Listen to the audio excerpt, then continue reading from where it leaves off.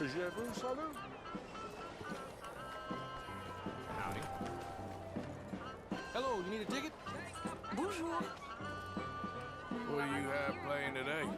Let's see, we're playing one of the wonders of the age, Man Flight. Would recommend.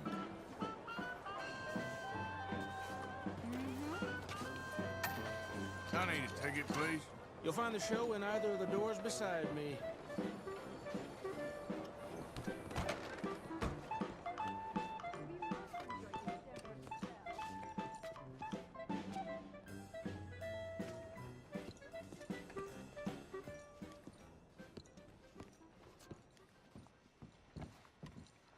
Ladies and gentlemen, I'm about to share with you one of the wonders of the age.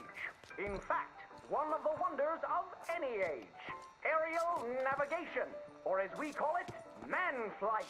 Soaring through the heavens in flying machines, so that even gravity itself can be mastered. An amazing and bewildering spectacle. But I assure you, everything I am about to share with you is true. Now, we are all familiar with the potential cruelties and injustices of travel by horse, wagon, or locomotive. You are like to be beset upon by the infinite savagery of wicked men or bloodthirsty beasts that lurk in the bogs and plains of these tormented lands. But what if I told you, for a certainty, that man will soon be traveling across the heavens with wings like a bird? I am sure you think I am full of untruth, but I have not drank a pint of liquor in over a year, and I will do my utmost to demonstrate the veracity of my claims. For 100 years, steamboats have engaged in passage along our great rivers. But a man by the name of Cecil H. Peck is in the process of inventing a steamboat for the sky. The only limitation on its speed, at which the porter can shovel on more coal.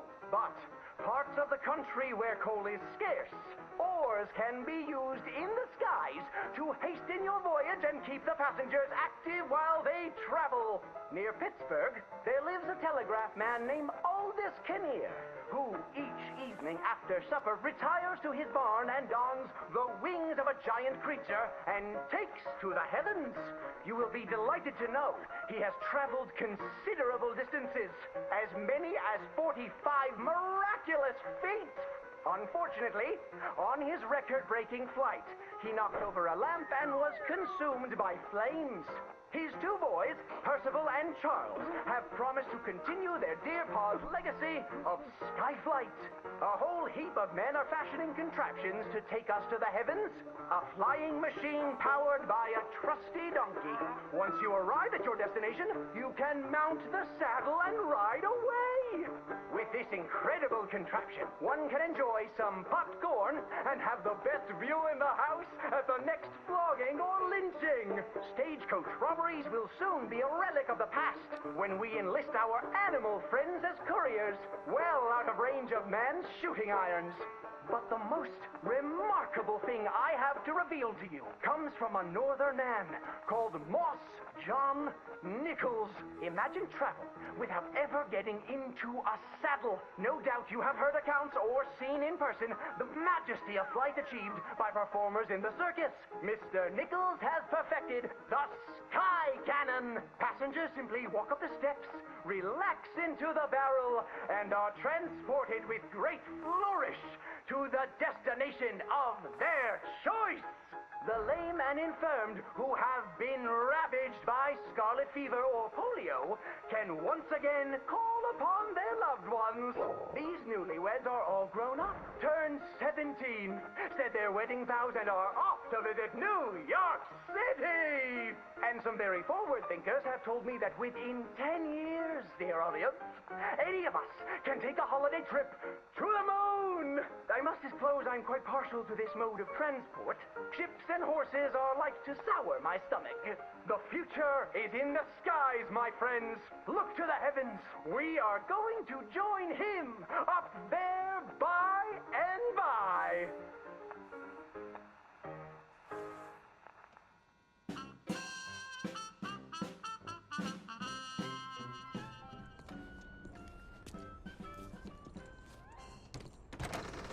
Hope we'll see you again.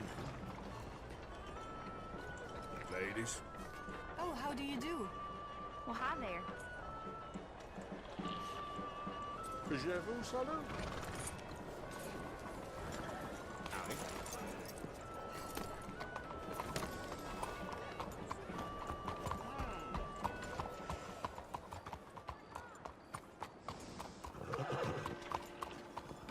Good evening, sir.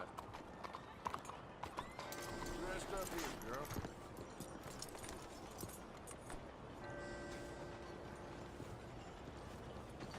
Well, hey. How you doing? Evening. Hello.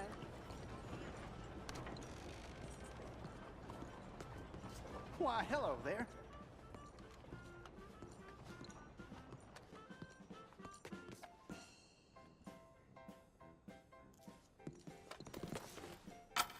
Tickets for one, please.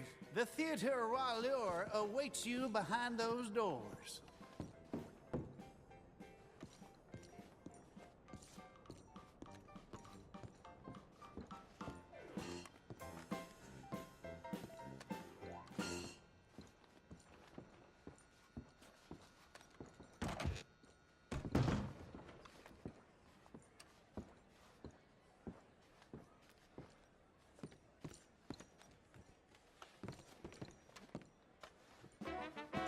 Hello!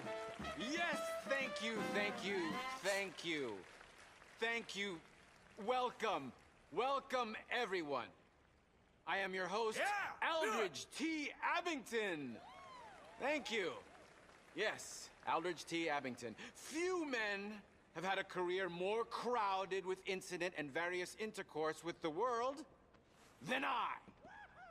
During extensive travel through this and foreign lands, I have procured a show so fantastical, there exists nothing like it.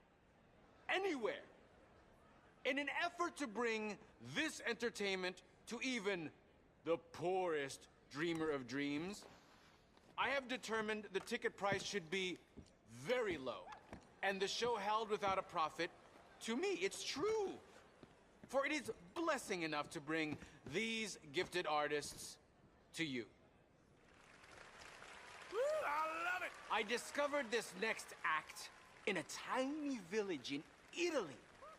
Truly the most exotic of places in the world. He was just a 10-year-old boy. I raised him. I bathed him. I shaved him from head to toe. He is truly a wonder to behold. Presenting Benjamin Lazarus! Yeah!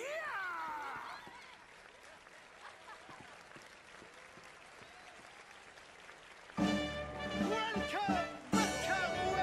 to my incredible display of dark arts and mystical prowess, my dear ladies and gentlemen.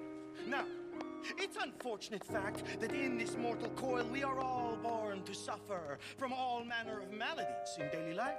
Who here has not had a friend or loved one near death's door from coal gas fumes, typhoid fever, diphtheria, or the bite of a rabid animal? The greatest wealth is your health. All the gold in the world cannot purchase it, and yet it is the most delicate and tenuous of all life's gifts. And nothing knocks down death's door faster than this. A man cannot outrun a bullet. Many fools have tried and failed in this endeavor, including the tonic salesman I caught betting my wife. I joke.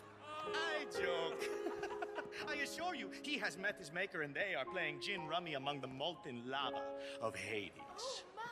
I have traveled all around the world, delighting young and old with all manner of feats of amazement, but none are as dangerous as what I am prepared to attempt tonight. I will hand this Dee Packenbush revolver over to my assistant and stand at considerable distance across the stage. She will point the revolver at my head and pull the trigger using lightning-quick reflexes taught to me by a tiny man I met in the distant Orient. I will catch the bullet in my teeth. Yes, my teeth. To prove that these are indeed live rounds, if my sharpshooting assistant would be so kind as to shoot this bottle of Lalicola off my head. This is insane. Off my head? This is a hell of a Careful. I could do without a bullet in the brain right now. Okay. Oh my god, go on! Oh my god! All right. That bit always scares me. Now, observe as I, the great Benjamin Lazarus, will do what no man has ever done and cheat death as if it were nothing. This is great. What is he doing?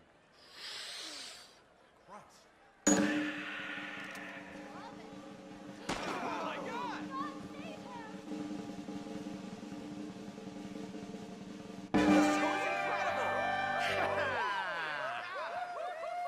Yes.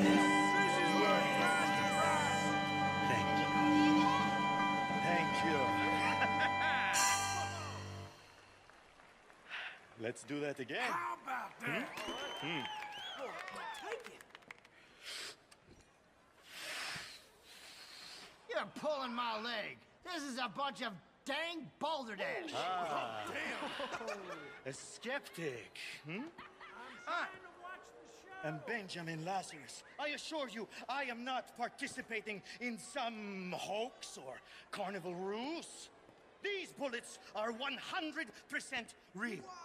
In fact, I challenge any member of the audience to come forward with their own firearm, and I will yet again display my uncanny skill to catch a bullet in my teeth. This is something. Is no one man enough?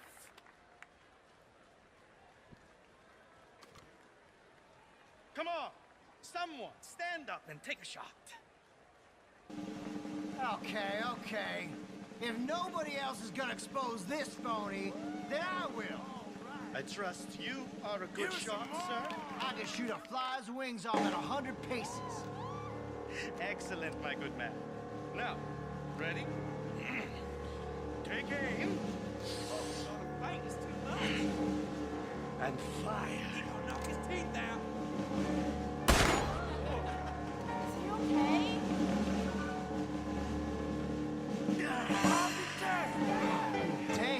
How did he do that? Believe, ladies and gentlemen, death is just an illusion after all.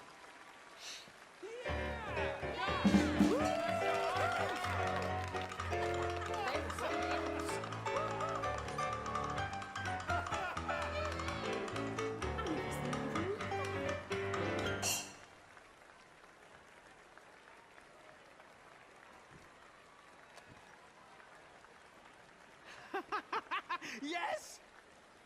Yes! Yep. Truly a feat of incredibility. I told you that boy would bring you all manner of personal satisfaction. He certainly does me. Now, I discovered this next remarkable woman in a lost jungle, deep in the wilds of Colombia, where they do not wear clothes. She breathes fire! Yes, she does! And for those with the universal and not unworthy curiosity, yes, I can attest, she does emit fire from almost every orifice in her body. Presenting Antoinette San Servino!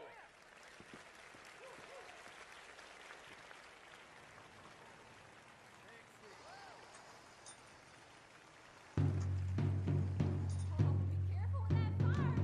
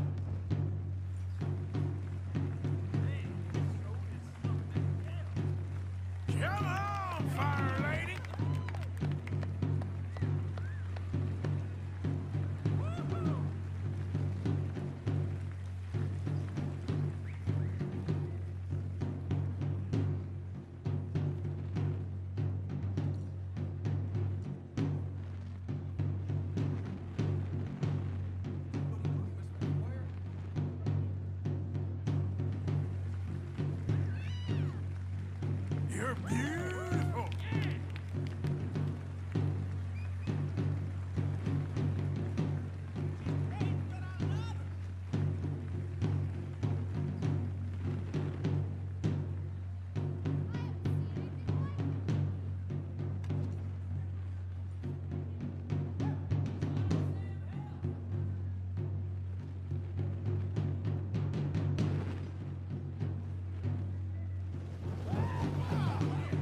Oh, don't burn yourself.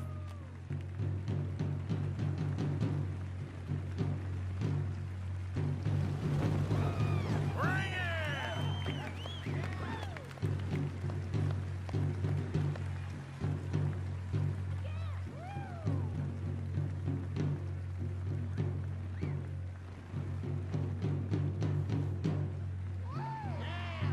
Well, all right.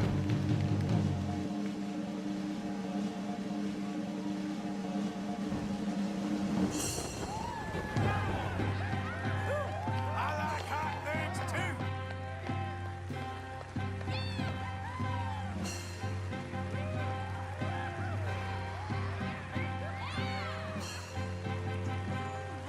Woo-hoo, what a girl!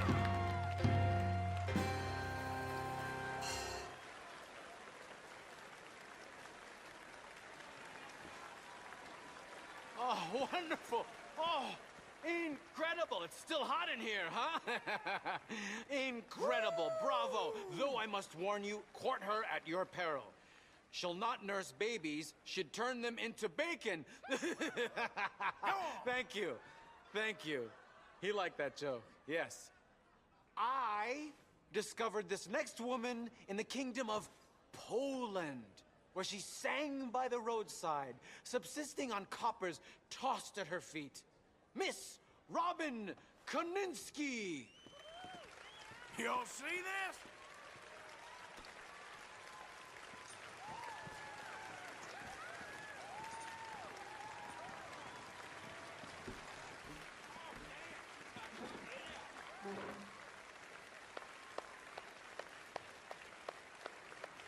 Hello. Thanks for joining us today. This here is a new song about a so-called modern improvement you may have become aware of called the telephone. This new machine will carry a facsimile of your voice from Blackwater to Valentine to Saint Denis, and they propose to distribute them to all manner of places so that no matter where you are, somebody is looking for you. A wise man prayed that one day we may all eventually be gathered together in a heaven of everlasting rest and peace and bliss, except for the inventor of the telephone, because someone is always calling, saying, hello, hello, baby, but he's out of sight. I talked to him across the telephone. I can't see my honey, but he's mine all right. This gal just can't leave a man alone. Every single morning you will hear me yell, hey, Central, fix me up along the line. They connect me with my honey and I ring that bell. And this is what I say to baby mine. Hello, my baby. Hello, my honey. Hello, my ragtime gal. Send me a kiss by wire. Baby, my heart's on fire. If you refuse me, honey, you'll lose me. Then you'll be left alone. Oh, baby, telephone and tell me I'm your own. Hello? Bring out some more. Your wife from Blackwater calling. Hello?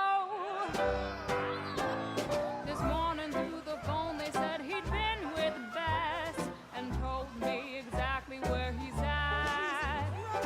Now I'm headed out of town to his address. That man better hold on to his hat. I sure do worry that the wires might get crossed and it will separate me from my baby mine. Then some other gal will win him and my game is lost. And so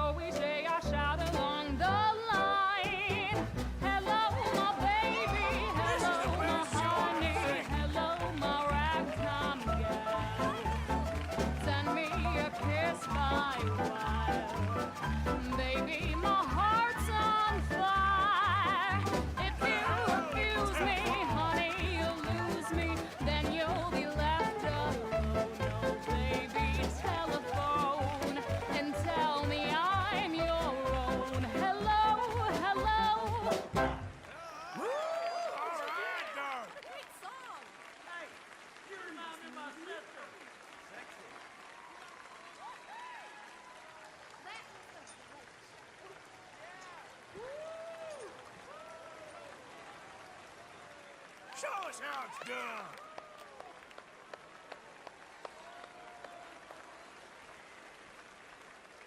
Oh, what a fine tune. She is a siren, singing from the rocks as men bash into them to their doom.